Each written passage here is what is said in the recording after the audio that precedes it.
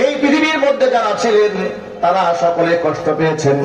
ইমাম আবু হানিফা রাহমাতুল্লাহি আলাইহি লম্বা সময় জেলখানার মধ্যে কাটিয়ে জেলের মধ্যে তিনি শাহাদাত বরণ করেছেন।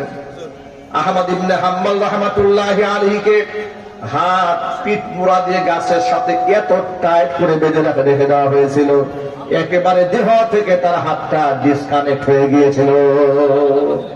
ইমাম শাফি রাহমাতুল্লাহি আলাইহি নির্যাতন করা হয়েছে।